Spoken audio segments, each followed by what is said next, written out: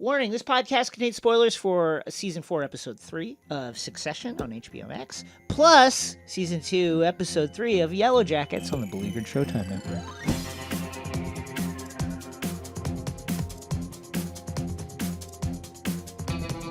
Hello, my name is Jason Concepcion. And I'm Rosie Knight. And welcome to X-Ray Vision, the Crooked Media podcast, where we dive deep into your favorite shows, movies, comics, and pop culture. In this episode, market moves. The market is moving. The market is moving all over the place. It's moving after Succession Season 4, Episode 3, which we will be talking about. Airlock. It's Yellowjackets Season 2, Episode 3. Things also going very badly there. It's bad all over. Very badly. Nothing good. And only getting worse. Only getting worse. And in the Nerd Out, Victor pitches us on the 2005 film Sky High. Coming up, market moves. Here comes the bride. Logan Roy has died. His heart took a shit in the bathroom in the sky. Who will succeed to Logan's throne? The board will have to choose. Welcome to Market Moves. Market Moves, folks. Your number one source for stocks, bonds, crypto, currency, and all forms of financial information. We can't wait to update you on the latest goings-on with the Roy Star Gojo deal. And here's the latest. It's Connor and Willa's wedding day. Roman Roy fields a call from his father, Logan. Roman asks, Dad, are you coming to your son Connor's wedding? And it's a definite maybe. It's a hard maybe. Because Logan has to go to Sweden, where Lucas Matson awaits. Lucas, getting cold feet, might pull out of the Gojo deal. And so Logan has to go there, along with Carrie and Carl and Tom and Frank, to pour some honey in Lucas's ear. Keep that Gojo deal alive. But he wants Roman to do one important thing for him to prove his loyalty. You got to fire Jerry. I know, son, that you've had a close relationship with Jerry, and that's why I should come from you. And you should do it as soon as possible. This is a personal attack on Roman by Logan. Like, this is only done to fuck with him. Like, absolutely no question. As Logan boards the fateful plane, we also learned that he intends to fire Sid. He wants Sid out. He tells that to Tom. This clears the way for Tom's ascendancy to the top of ATN. Meanwhile, on the wedding barge, the kids, Greg, Ken, Roman, Shiv, plus Jerry, and of course the bride and groom are all in attendance. The kids are talking amongst themselves about the Gojo deal. Roman gets ready to fire Jerry, which he does. Even though he kind of doesn't want to. He's sad. Jerry is pissed. That brings us to our first question of the day. Buy or sell? Jerry and Sid. Who stays, who goes? Do they both stay? Do they both go? Does one stay and one go? What's going to happen with Jerry and Sid? Bye, Jerry. Jerry is in line to succeed. Jerry is on top. This is going to happen.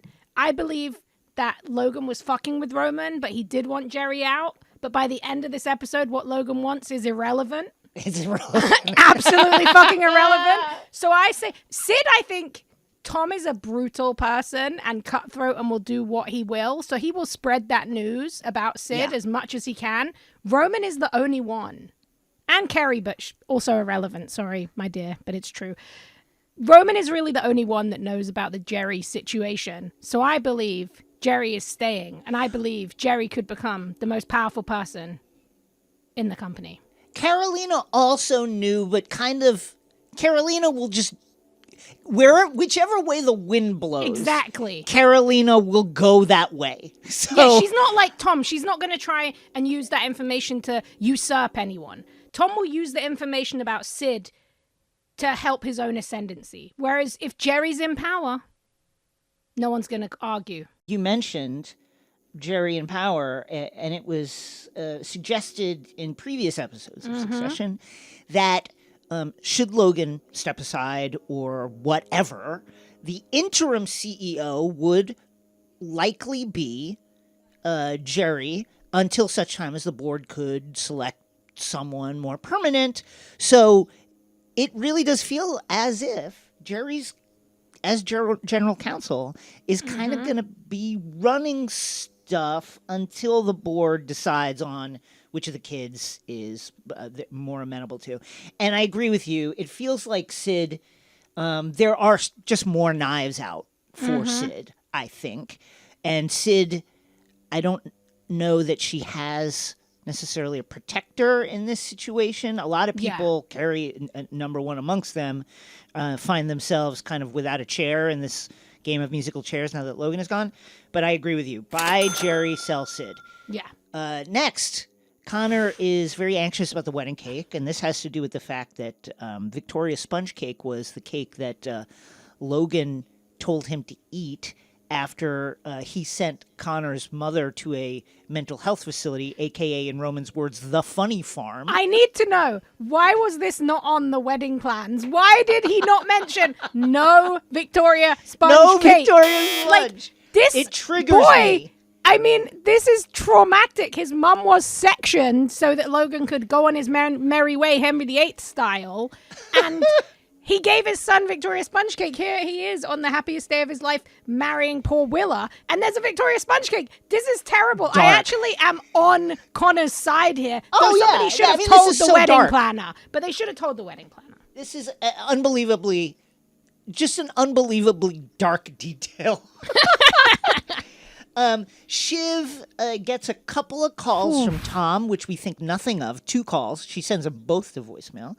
That's unfortunate because had she picked up, she would have understood that Logan was on his journey to the big shitter in the sky, attended to the rhythmic drumming of chest compressions done by the flight attendant. And as it turns out, Roman takes the call from Tom. Tom, I think, generously puts his cell phone near Logan's cold, dead ear and lets Roman and Ken say goodbye to their dad. Shiv, who had gone off to deal with Connor, eventually gets her turn as well. Notable fact about the kind of type of person that Logan Roy was, that each of his children in turn, when they get their moment next to their dad's quickly icying ear, is after saying, we love you, they all say some version of, I can't forgive you for all the things you were a terrible person. On his deathbed, they're all like, I can't forgive you. So that brings us to our next prompt. Who are you betting on? Who is going to be the next CEO of Waystar Royco? Who do you got? Is it going to be Ken? Is it going to be Roman? Is it going to be Shiv? Is it going to be Tom? Is it going to be Greg? Is it going to be Hugo? Is it going to be Carolina? Is it going to be Frank? Is it going to be Carl? Is it going to be Jerry? You have yet to mention the one person that I actually think the board is going to back. I think they're going to back Connor because they can just tell him to do whatever they want. That would be fucking amazing. How funny would that be? Connor hates Logan. He knows that he is unwanted, but if you put Kendall, Shiv, or Roman in that board seat, they are going to be trying to do hostile takeovers. They have the attention span of 5-year-olds, by the way. They do not know how to make a deal. Even in this episode, we see Shiv say one thing to the press, then immediately go back on it because she needs to state her claim on what's going on. I think there's a version. I think Jerry will likely get power soon because they need an interim CEO. And the kids actually have backed Jerry in the past. Like, I don't think there would be an issue there. But I think there's a terrible version of this. I thought that without these events, which I did not see coming, I must say, congratulations to Brian Cox for escaping this set and escaping Jeremy Strong. I'm proud of you, Brian. I'm happy for you. I'm happy Logan is dead because he's a terrible person. I thought there was a version where we would see Logan use ATN to essentially get Connor into a very strong political position. And I thought that would be a very good bleak kind of reality and analogous to the, Fox News and the way the Murdochs use Fox News. Without that in play, I actually think we could see Connor get the board backing to be the CEO because they see him as a puppet. They see him as someone with no vested interest. Would he have to forego his presidential campaign? His dreams of the highest office in the Republic. Would he not have to suspend his campaign until further notice should he decide to take up the top spot at Waystar Royco? I will say that post this wedding, which he was doing to keep his 1%, there, the one vaguely human thing that happens this episode is the choice to go on with the wedding. Right. And only like 5 people are there. And Logan's death absolutely outshines and once again takes all the emphasis off Connor and Connor's life and Connor's feelings. And I wonder if that 1% is not going to even be there after this. Because being a Roy means nothing without Logan.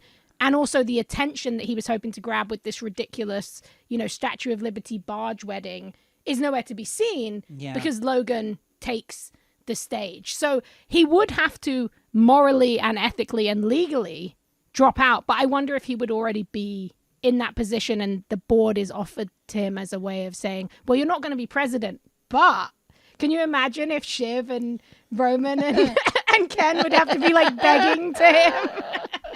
Well, it is quite clear that with this, with Logan's quickly putrefying corpse out of the way, what we're going to see towards, in the rest of this final season is going to be the internecine fight for the top spot at Royco. We're going to see the kids torn apart. We're going to see it's what the first season promised. Yeah, this is it. This is now the true succession fight. He actually dies. It's so smart. Also, can I just ask you before we move on? It's an important question. Was Logan's death in the toilet? Was this like a Mile High situation? I'm glad that you asked this. I do have this on my checklist. I think that this is implied. I think that it's implied a little bit. The way Carrie comes into the room where Frank and Carl and Caroline are starting to kind of flesh out what the response is going to be, right? She comes in with just this oh my God, you guys, that was fucking crazy. What? She's got a grin, like a rictus grin. Yeah, that seems more, listen, who knows, we all respond to stress and death in different ways, but it seemed as if she was taking it in a way that's, she was very, very shaken and perhaps there. And I will say that it would not surprise me at all if, as part of this kind of knives out fight that is coming, that narrative isn't put out there by Shiv or one of the kids that, oh, how'd he go? He went, he was with Carrie in the bathroom. That's how he went. Or one of his enemies. I'm sure that will... I think that will be said. Or even one of the board just to cut Carrie out because they're not interested. Well, she's Carrie, done. you don't need to cut her out. She's got nothing. She's irrelevant. She is a dead guy's former assistant. That's it. So I will say my pick for CEO. I'm going to go with the Jerry Roman duo. This is Roman had pitched this to Jerry. I love that. In past seasons to run it as Batman and Robin. Jerry is the front person. Roman is the kind of Tarzan swinging through the trees. And I think that we will end up back at that.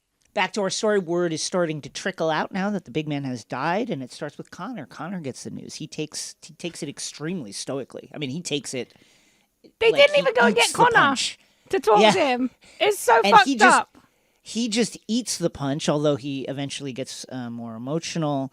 And now people are starting to think about the effect of this news on the market. On the plane, Carolina, Frank, and Carl are putting together their action plan. People need to be notified. Mattson, the board, etc.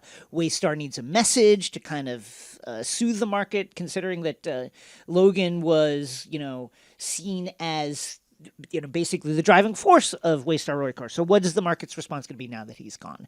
They make it very clear to a very frazzled Carrie that her skills, i.e. fucking Logan Roy,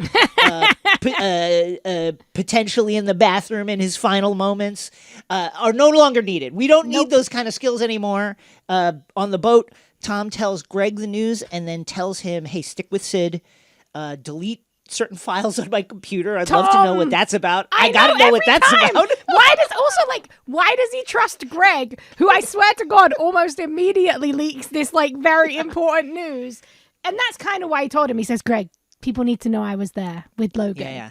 And then he makes sure to tell Greg that get ready to start spreading the news that Logan wanted Sid out in his final moments.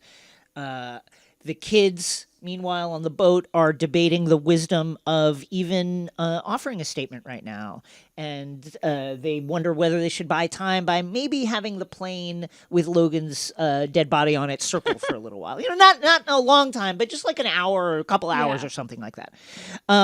Willa admits that the wedding is in large part inspired by money, by Connors' money. Money is a factor, she says, but she frames it as security, which I think is a nice way to say. It was a very sweet scene, actually. It was a very sweet scene. It was like the most honest thing that happened between them probably throughout the whole series. Yeah, Khan admits that he is, feeling quite creaky and old, considering that he is 30 years Willa's senior, and his dad just died. Carolina then tells the kids that, hey, the news is starting to leak now, so we really are under the gun now. We got to get our response together.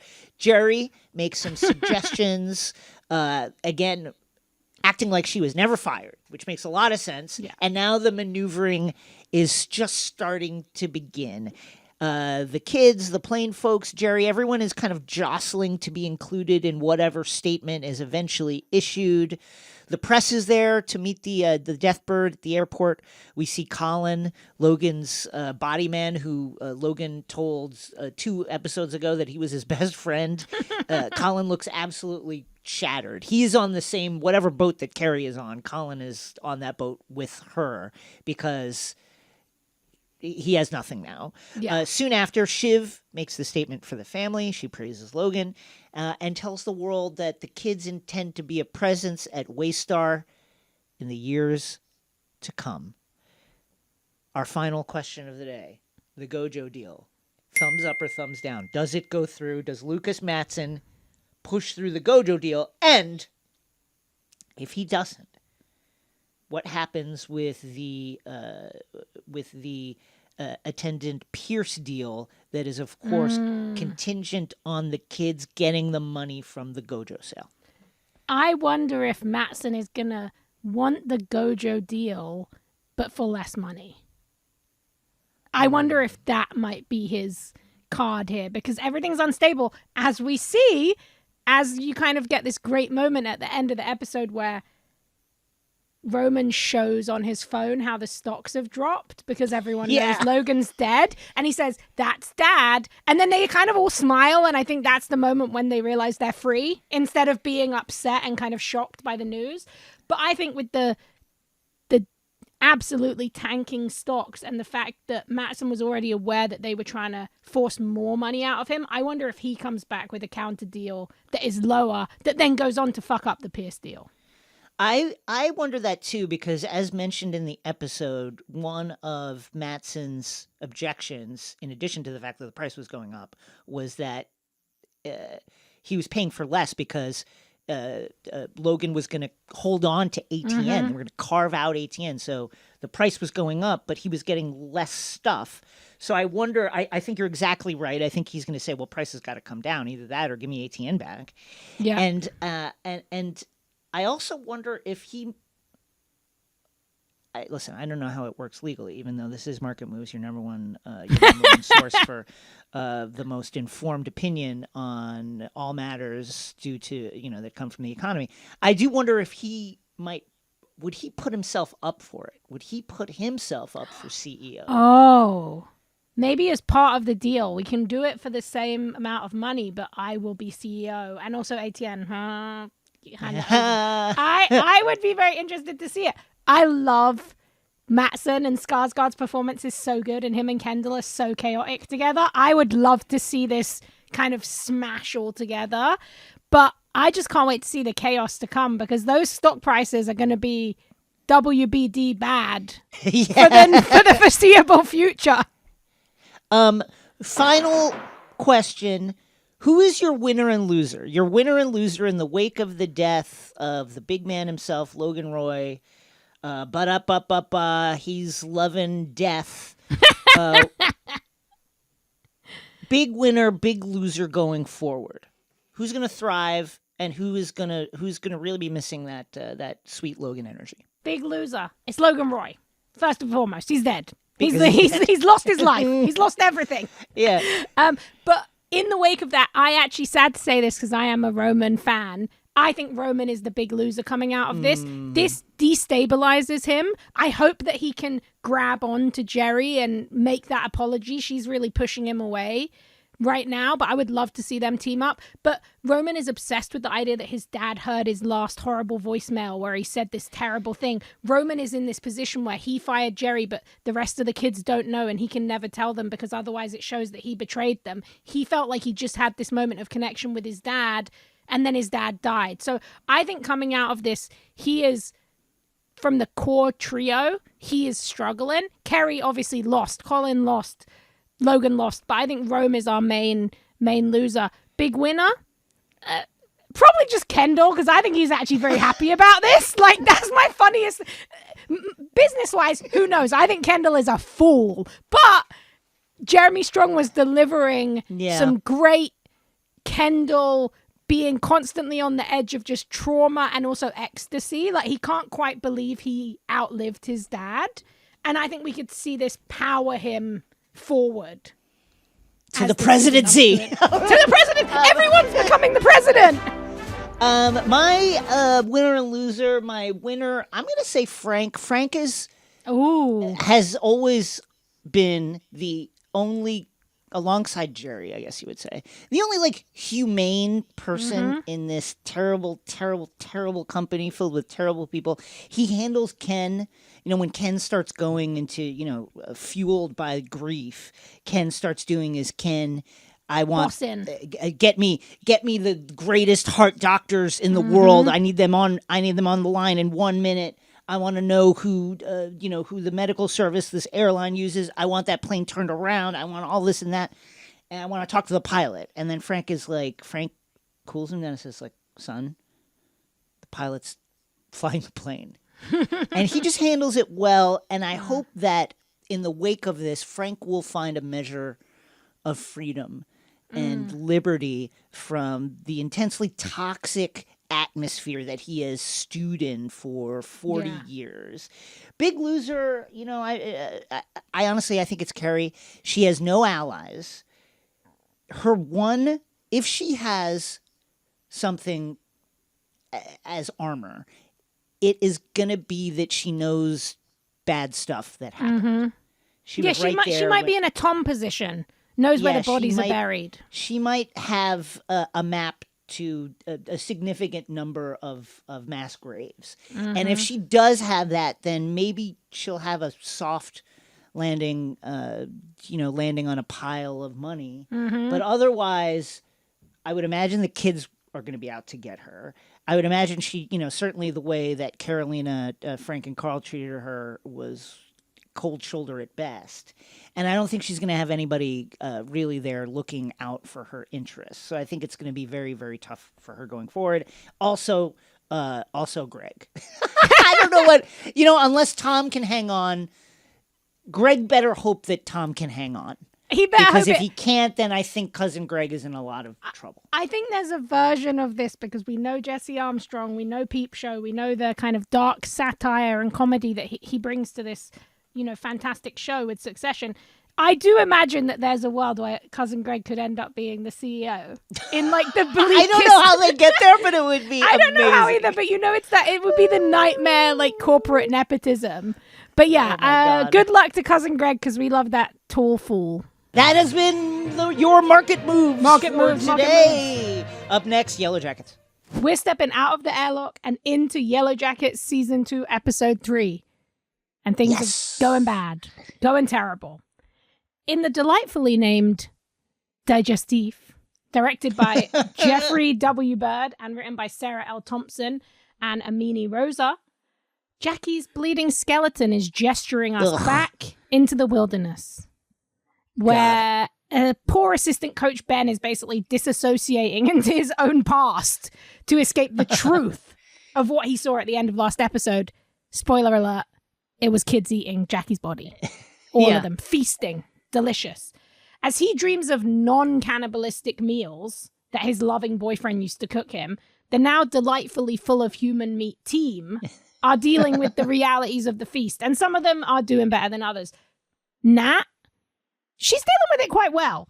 She just we did Taking it. it in stride. We needed to survive. It happened. She's rightfully kind of like grossed out, but she's pragmatic about the survival nature. Ty, on the other hand, comes out of the cabin absolutely freaking out. Somebody ate Jackie. Something ate Jackie. What happened to Jackie? And Van strolls out, and Van's like, we ate her. Like, what are you talking about? And Ty's like, no, it was nighttime, Ty. I was sleeping. I would never do it. Van assures her that she was fully awake. You were talking to me. And Liv Hewson says, what I'm sure is like immediately an immortal line. She says, Yeah. Ty, you ate her face. I gotta say, I am quickly growing tired of Ty not getting help. Ty, like, I don't know how you got this far in life, but you need to resign from your state senate job. And you need to seek help immediately because this is serious. And it has been going on for like 25 years at least. At least. And it will only become more serious as we talk about this episode. And she is wealthy enough that she could get private help. It does not have to be a press free-for-all. Just please, this Freddy Krueger caffeine pill nonsense is going to end very badly for you. Very, very badly. It's really bad. Coach assistant Ben also not doing well in the 90s wilderness. He's like trying his hardest to become the next meal, sassing up Nat as she kind of comes up with quite a good plan to just pack up Jackie's remains and put them on the plane. And he's like, oh, at least if you put her body on the plane, you can pretend she died with the rest of them. Yeah, why are you doing this? Why are you antagonizing them? It's just terrible plans all around. In the present, Nat is investigating Lottie's cult, and Thaisa, who exceedingly needs help, is holding vigil over her critically injured wife, who, if you've forgotten, is critically injured because Ty crashed her car on purpose with her wife in it. Not only that, nighttime Ty, daytime Ty, who knows? One of the Tys has drawn the creepy cult symbol on her comatose wife's hand. So, all going badly for Ty.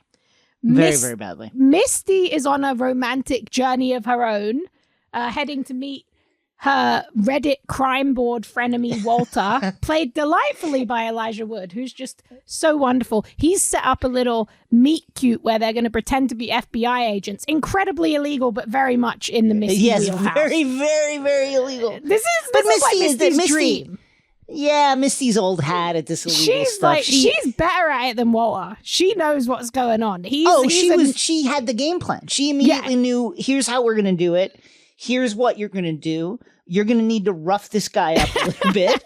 She knew it.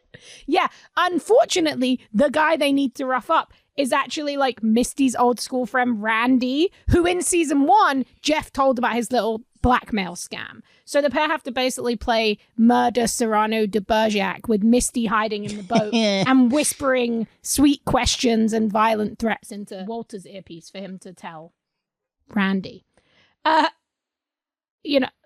I can't even believe that it took this long to get to her because she's just a void of chaos and truly is at the center of everything that is insane in this show. I gotta say, Misty, like everybody except Misty, is kind of on a villain arc right now. I'm telling you. Shauna, villain arc. We're about to get to her. Villain arc. Yeah, let's talk about that villain arc. Because you're right, Misty, she's still standing out as the hero. So Shauna mollywops a carjacker where Jeff tries to take her on a romantic trip because he feels like they're not spontaneous enough, and that's why she had an affair with Adam. And she goes full Rambo, punching a carjacker in the hand, stealing his gun. Now we'll say, Jeff fucks this up because it was a pretty sick move by Shauna as it psycho was like as John Wick. It was John Wick shit. Yeah, Melanie Linsky Wick. And it was, I have to say, very good. Jeff, unfortunately, you know, freaks out. The car gets stolen, and that will come back to bite Jeff especially. Lottie at the cult is showing that her beehive, saying increasingly creepy things about them, alluding to how the girls ate Jackie and how that's similar to wasps and bees killing each other. It isn't brutal. It's natural. Otherwise, they starve. We all do. That's an important allusion, I feel like, that we will get back to as the episode comes to the end. In the woods, teen Nat, who is truly the only logical person left, she's packing up Jackie's body. She refuses to drink Lottie's blood tea. I think that's as the right protection. Move. I would say that, but almost immediately, she almost gets killed by a giant white moose. So maybe she should have drunk the blood tea. Now, let me stop you here. Is this moose? Is it real? Did this moose? Is it real? Yeah, is it real? Know. Here's our first opportunity to be like, what the fuck is going on out here? Mm-hmm. What is happening? Was the moose real? Is this some sort of multi-dimensional thing where you know the boundaries between realities are is it a computer generated image, Lost style? Is it a computer generated thing? Things, is it like a haunted forest type of thing? What is happening? Because the moose comes at her, knocks the plane, it's huge, and then it disappears. Yes. Did it run away? Is it real? It's very unclear. And nobody has the wherewithal to be thinking about that because they're all just absolutely traumatized by what they did. And Lottie decides the best way for them to keep dealing with things and to cheer Shauna up, who's feeling slightly guilty about eating her BFF, is that they're going to plan like the world's grimmest baby shower. Oh, God. And everyone has to make gifts for the baby. Also, important to note here, I think, Lottie seems to think / know that the baby is a boy. She keeps calling it a him. So is this one of Lottie's visions? Is something there? I don't know. We'll likely find out about that as it goes on. It's very strange, but not as strange as Misty's unexpectedly moving Steel Magnolia's speech. Samantha Henratty really going in. You just couldn't even believe it. On the rewatch, when she announces it, and there's like, and she's like, and now a speech from Steel Magnolias. And Samantha Henry, her Sally Field voice, she's like going ham. And in the modern day, Walter is, following Misty's orders. He's slapping Randy. He's pulling out a little bone cutter. He's threatening him. But, Randy's like a stone cold idiot. So he doesn't have any good information, except there were a strange group of people wearing purple at the motel. We know that Lottie's cult loves to wear heliotrope, I believe she calls it. So, seems like Misty might be onto something. As the girls continue to prepare for the nightmare baby shower, Mary is going full Lady Macbeth. She's hearing a dripping, which I'm sure is going to come into play. Nobody else can hear it, but she's always hearing a dripping. Oh, can nobody else hear that? You can't perceive that. I wonder what that could be. Out. Drip, drip. Drip, drip. Please. Very Edgar Allan Poe of her. Yeah. And Misty, look, I'm going to say, this is a suggestion that I do think adds fuel to the Is Misty the Antler Queen fire, but is also, once again, not necessarily incorrect on a survival level. She reveals to us and to Crystal that she had pitched turning Jackie's bones into a broth for the kids to drink and eat at the baby shower. As Crystal says, a party is no fun without snacks. So Misty's really found a twin flame there. But the plan was rejected. And while Misty's kind of chill vibe about it is a red flag for her sociopathic behavior, I will say she's probably right. RE survival tactics. Yeah, she is probably right. But they could have probably done with it. Coach Ben is delusional. having freakouts. No, you know what? He did see a little kid crawling along the floor with a rabid mouth, planning to eat him. Maybe that was actually real. This is real in the sense because it had me wondering.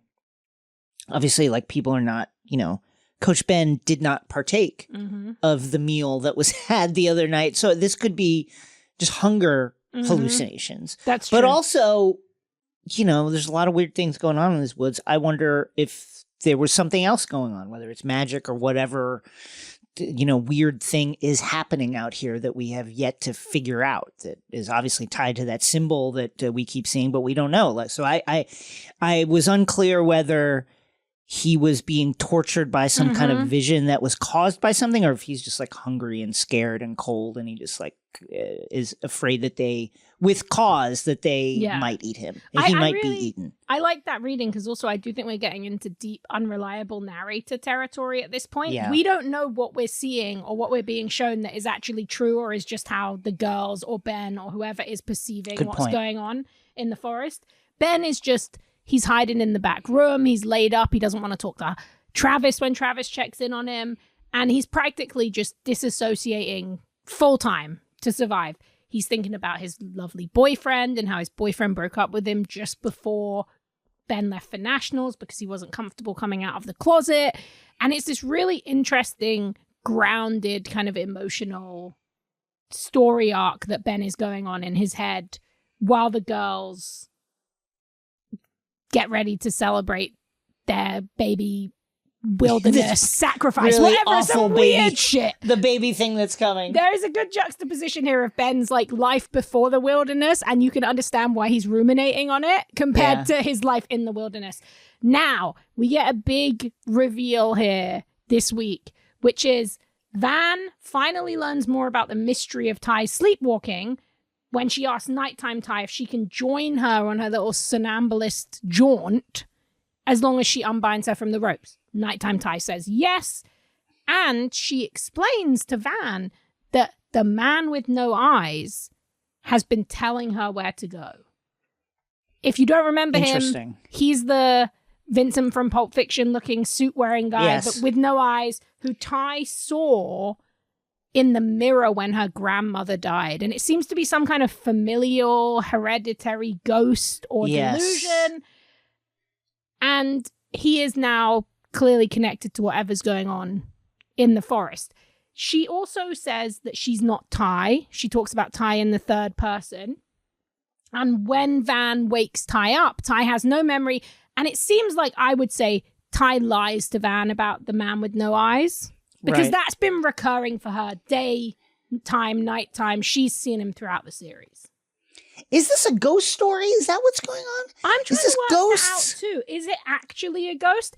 At Paley Fest, one of the co-showrunners, Ashley Lyle, who also co-created the show, she talked about how people wanted to know about the man with no eyes, and she was kind of saying no. And then Tawny Cypress, who plays adult Ty, got up and was like, you have to tell us, like, you've kept it from us for so long, and kind of bullied her into it.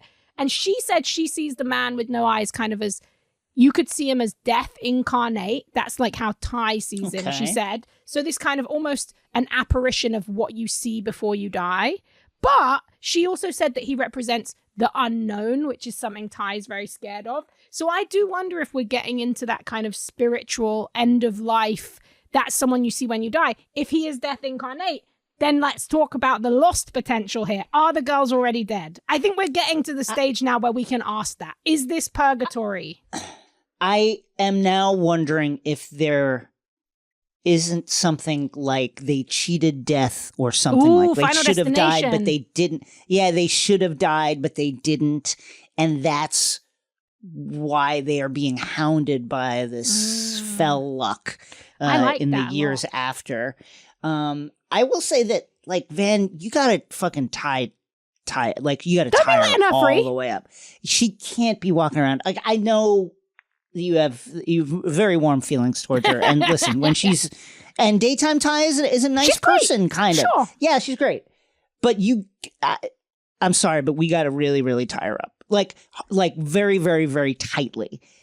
she cannot be allowed to roam around the woods doing who knows what, taking shits, jumping off cliffs, potentially killing people. Yeah, literally. We can't let this happen. Please stop it. And also, Yeah. why is she always going to the symbol? I think Van is on something. Van's like, bro, you got to talk to Lottie. You got to try and understand what's going on with the symbol. Like, what is occurring? Ty's like, nope, not having it, nothing. It's a coincidence. It's not a coincidence, my friend. It is clear that the symbol is somehow connected to whatever Ty is experiencing in her sleepwalking. I will say that it does seem like the symbol can be found at these moments where death is closest. It was at the cliff where Ty was going to maybe jump off. She put it, on her ex-partner's hand.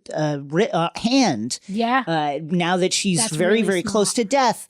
It was on the window. And so I wonder if it's either a ward or you're calling death, you're trying to ward it off, but it does seem like it's there in those moments where there is a coin flip happening and it's like heads you live, tails you die. Yeah, I love that. I think that's a great point. And Lottie seems to think it's protection, but it could also be that you're calling death. Yeah.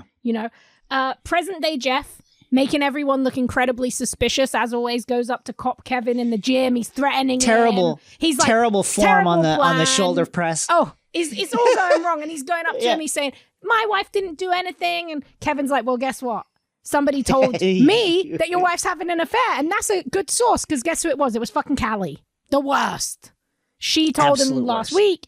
And then Shauna, who Jeff should probably be spending time with instead of harassing a cop, is on her unhinged shit going to get her minivan. Melanie Linsky just goes absolutely ham here as she gives the monologue of a lifetime, adding more fuel to the fire that she is the Antler Queen. Here's just a snippet.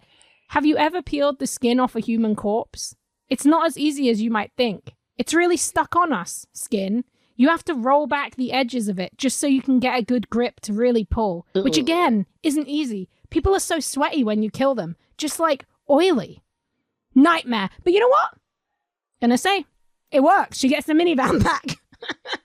Let me ask you this. People are so sweaty when you kill them. Who else has Shauna killed?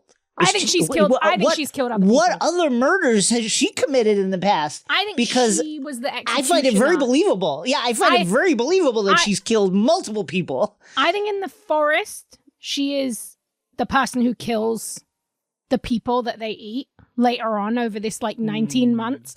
I don't know, because Jeff is kind of like a himbo darling who acts very shocked and innocent. Yeah. But I do feel like those two have killed or covered up a murder before, and that's how they get their little marriage kicks and keep things fresh. I gotta tell you, I need to know what Shauna has been up to in the years preceding when we catch up with her in the present day, because it really feels like there is the dark side to her is a lot darker and a lot deeper than we ever imagined. And I would not be shocked to learn that she has committed multiple non-forest murders. Yeah, big serial killer, big suburban serial killer energy. Very much so. And she gets her minivan back. Good for her. Back in the cabin, there is this. I love this scene because I think it leans into what we were talking about unreliable narrators, like different versions of the past and the present merging together. Also, I will just say before I talk about this moment, Yellowjackets socials did a post where they said, this is our multiverse. Now, I don't know if that was just a mistaken post that was because there's two different timelines. But to me, I'm also like, does that mean we're in multiverse territory? Are there different universes? Would not be surprised, right? And Ben is definitely wishing that he could live in a different universe. And we get to see a glimpse of that here where it shows him going back to his boyfriend and saying, I love you. I'm going to come out of the closet. I'm going to live with you openly. We're going to move in together and it's going to be great, because if I don't do this, I'm going to be the most boring, depressed version of myself. I was hoping that this was something he said and then he was like, I don't want to let the girls down, so I'm going to go to nationals. Yeah. No. We learn then that Ben is imagining what could have happened if he'd done that as the news begins to play a story about the plane crash that he wouldn't have been on. Bum, bum, bum. It's really heartbreaking and gutting. And the thesis is come out of the closet and you won't die in a fiery crash. So Yeah. it's really bleak and sad stuff. And I actually felt for Coach Ben in this moment, where usually I'm a Coach Ben agnostic. So Misty is now giving that famous Steel Magnolias performance that we mentioned. By the way, chose a speech about a dead daughter at a baby shower. Very weird flex, but okay. Absolutely bizarre choice for the... And like you mentioned, it begins with this kind of heckling and a couple of people clapping. But by the end, the group is like crying. They're giving her rousing applause. People are smiling.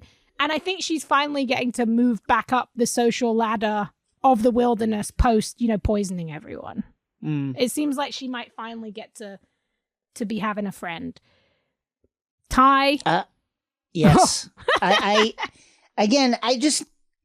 Somebody needs to stop her.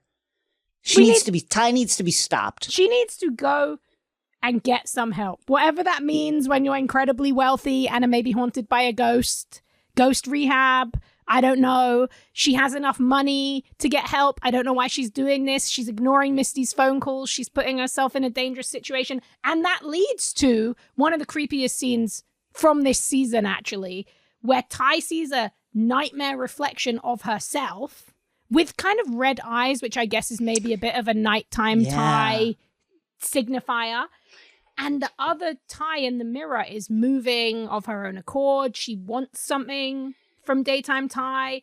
And when Ty kind of asks her finally, what do you want? She covers half of her face, making the doom's coming mask.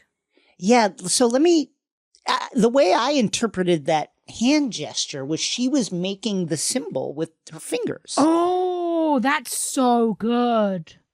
I missed that. Those dashes, that go to the side with the angle. Yeah, that was the way I perceived it, was that she was making the symbol across her face and over her eye. Oh, that's so creepy. I love that. So again, calling into question the idea that the symbol could be about seeing. Who is this person that she's dealing with? Is it her from another dimension? And is the symbol how they communicate with this dimension? I don't know, but it felt like, again, we were seeing the symbol, but in a different format. Yeah, I love that. In a new way. And I love that double reading too, because so much of the show is subjective. So I was like, oh, it must be like the mask that she wore with Van at Homecoming. She wants Van. And I do wonder, if that's the case, why would Nighttime Ty want Van there? Because Van was one of the few people who actually tried to stop her. We know adult Van has been cast, Lauren Ambrose, so maybe we'll be seeing her soon. But either way, it's bad times for Ty, and she's losing control, and she is yet to ask anyone for help in any way, shape, or form. Walter is doing his best to flirt with Misty. She's having absolutely none of it. But I love this moment. We get this moment between them where it seems like he's flirting. He wants them to spend the night together, to have a drink together. But really, he's kind of probing her about why she's downvoting more information. His posts. I think this is very interesting. I'll ask you a question. What do you think about Walter's intentions? Is he a Yellowjacket super stan? Does he actually like Misty? Or is he just trying to find out what happened to Adam and she's just a tool on his journey? I think it's all of the above. I think that he quite rightly suspects that there's more going on with Adam. He wants to get to the bottom of that.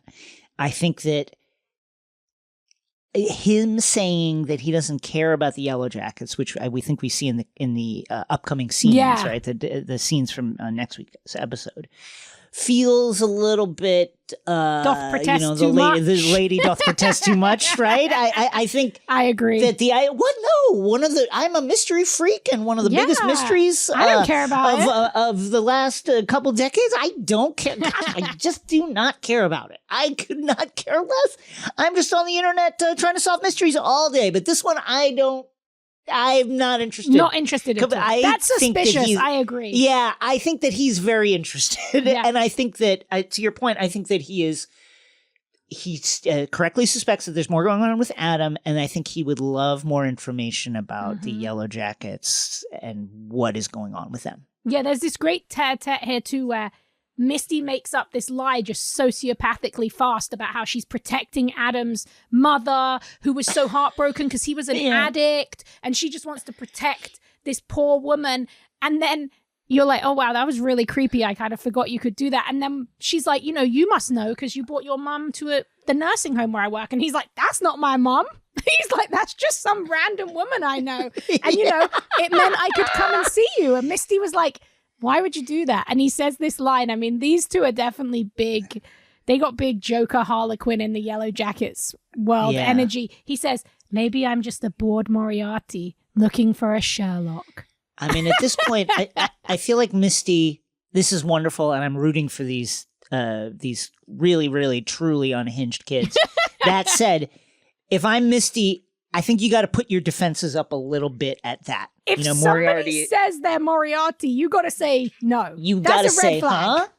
And also, the reveal that he is at the nursing home specifically to see her, not for any other reason, to make contact with her, red flag. Big red flag. And, Lottie is trying to work through things with Nat and make her believe that she's at the wellness cult out of choice. She teams her up with Lisa, played by Nicole Maines, who Nat stabbed with a fork. Lottie, in true unhinged fashion, I have to say, I don't know what's going on with the wellness space. It doesn't seem good to me, but it's not obviously the supernatural cult we thought. But this is a big red flag. If we don't want red flags, she gives Lisa a fork and says to her, if you want to stab Natalie, go for it. Just do it and see how it goes. But Lisa is extremely chill. She's living the good life. The intentional community is working for her because she drops the fork, hugs Nat, and forgives her. And I think that has quite a profound impact on Nat. I agree. I mean, this was, first of all, it was chilling the way Lottie says, and if you want to hurt her, you can. And I think you should. That was absolutely bone-chilling. And it felt like a big thing for her to not do it and forgive her. And you know what? Nat is a person who, whether she knows it or not, is looking for that grace from everyone around her. She is looking for someone to say, you know what? It's okay. I think she would love to give it to other people, too. In that moment, right. Juliette Lewis does so much acting. She's so shocked and moved by Lisa's choice to do that. I'm very interested to see where that relationship goes. Yeah. In the past, Nat is not feeling very forgiving or graceful. When Lottie, I have to say this is fucked up. When Lottie decides that the best present for Shauna's baby is a blanket with the cult symbol stitched onto it, dun, dun, dun. Natalie is like, bro, this symbol was found among a dead man. This is bad. Lottie's like, nah, it's cool, man. He was using it for protection. And Nat's like, well, he's dead, so it didn't really work. And Ty's about to step up. It seems like her and Nat are really the only two logical kind of team logic people left in the cabin. But Shauna gets a nosebleed, and her nose, I would say, my first thought was, this is coming from eating human flesh nosebleed. This is a you ate too much of your friend nosebleed. The blood drips onto the symbol, and immediately just hundreds of crows kill themselves by flying into the cabin. I'm telling you, the blood magic, something's happening. Something is super. I am convinced now that something is supernatural. I think that there is a supernatural element to whatever else is going on here. Whether it's some kind of ESP thing, like some Weapon X program in the forest, whatever it is, there is a level of extrasensory activity occurring. Yes. So if you're wondering if Team Logic or Team Supernatural is winning, Nat makes a very, very good point. She's like, do not touch those crows. They are probably sick, seeing as they all just died. And Lottie's like, nah, gather the blessings. And all of the girls, apart from Nat and Ty, just start picking up the crows and taking them into the cabin. Folks, what the fuck is going on? What is going on? We need to know. Okay, so this is where, speaking of this, the episode ends on a big what the fuck is going on moment where I think we can really dive into this, dimensional ideas of parallels with Lost, which season is really, I feel like, kind of trolling people with, intentionally. Lottie in the present goes to her beehives which she was telling Nat about, that she obviously cares about, and the bees are all dead. The hives are full of blood, and she's, her hands are covered in blood. Somebody's killed her bees. It seems really just absolutely alarming to her, but it's just a vision. It seems. And visions of dead animals can mean lots of things. Like, they can talk about grief and trauma, but they can also mean great evil is coming. And the song behind Lottie, as she has this vision, says, "Can't stop what's coming, can't stop what's on its way." So I'm guessing that this is a bad omen, whether it is real or not. There's also, I think it says something about a portal also. Oh, I'm sure. Song. Of course it does. So it really feels like there's something trying to come into this world. And what is it? I think, you and I both, coming into this season, were like, oh, Lottie's much more clued in. She might be behind all of this. She knows more about what's going on maybe than the rest of them. And now it's quite clear that Lottie, though profoundly affected by her experiences in the woods, and despite the fact that she was something of the spiritual leader of the girls in the woods, is just as mystified as to what is happening as everybody else. I think it's really interesting to see how she it almost feels like she didn't have a lot of agency in being put in this position by the girls. It was more to do with these strange coincidences or things that occurred, and Lottie's own struggles with mental health. And they kind of put her on this pedestal. And I found it really interesting that earlier Lottie had talked about the bees as analogs for the girls. And then at the end, you see that the bees are all dead. So is this leaning into our kind of final destination? They should have died, and now they have to die again. Is death or some kind of supernatural thing hunting them down? Is that why Travis ended up dying? Or is this more of that? That's a different version of the world, a different universe, where these visions are not necessarily untrue, but there's something pushing through from the other side. I think there's a lot of really fun. I am very impressed, basically, that this show can get more intriguing as it goes on in its second season, when the first season was just such an explosive kind of zeitgeist hitting smash. It's really hard to keep the mystery going, but every week I come out of this like, what the fuck is going on? I have no idea what's know. coming next. Super producer Saul put the title of the song in our chat, and here is the lyric. And through the life force, there goes her friend, and her Nishiki, it's out of time. And through the portal, they can make amends. So there it is, the word portal.